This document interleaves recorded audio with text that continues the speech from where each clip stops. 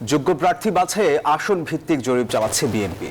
নির্বাচন ঘিরে রয়েছে আরও নানা কর্মপরিকল্পনা। তবে এখনো চূড়ান্ত হয়নি প্রার্থী তালিকা, আর দেয়া হয়নি কাউকে কোনো সবুজ সংকেত। বিএনপির দায়িত্বশীল নেতারা জানান, তফসিলের আগেই অধিকাংশ প্রার্থী ঘোষণা করা হতে পারে। দলীয় সিদ্ধান্তের বাইরে গিয়ে কেউ প্রার্থী হলে কঠোর ব্যবস্থা নেওয়ার হুঁশিয়ারি দেন নেতারা। অন্যদিকে দলীয় মনোনয়ন পেতে নানা চেষ্টা তদবির চালাচ্ছেন আগ্রহী প্রার্থীরা। সাইফুল ইসলামের রিপোর্টে বিস্তারিত। সবকিছু ঠিকঠাক থাকলে আসছে ফেব্রুয়ারির প্রথমার্ধে হতে যাচ্ছে জাতীয় সংসদ নির্বাচন। প্রস্তুতির অংশ হিসেবে আসন ভিত্তিক প্রচারণা ও গণসংযোগ চালিয়ে যাচ্ছেন বিএনপির মনোনয়ন প্রত্যাশীরা। প্রাণপণ চেষ্টা করছেন মানুষের মন জয় করার। 111-এর পর থেকে আমি জীবন বাজি রেখে রাজপথে ছিলাম। প্রত্যেকটা মিছিল মিটিংয়ে অংশগ্রহণ করেছি। দলীয় নেতাকর্মীদের সাথে সার্বক্ষণিক যোগাযোগ রেখে দলের জন্য কাজ করেছি।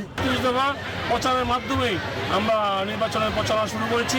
আশা করি ইনশাআল্লাহ আগামীতে ব্যাপকভাবে জনগণের আমাদের 31 দফা গ্রহণ করবে।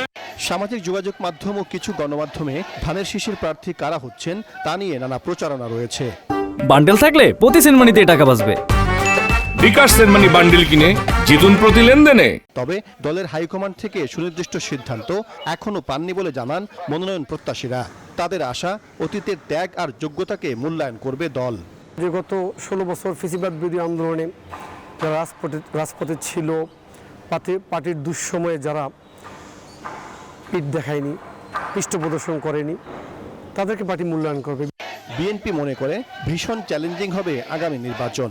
সেই চ্যালেঞ্জ মোকাবেলায় বিএনপির ভারপ্রাপ্ত চেয়ারম্যান তারেক রহমানের নির্দেশে যোগ্য প্রার্থী বাছাইয়ে আসন ভিত্তিক জরিপ চালাচ্ছে দলের হাইকমান্ড।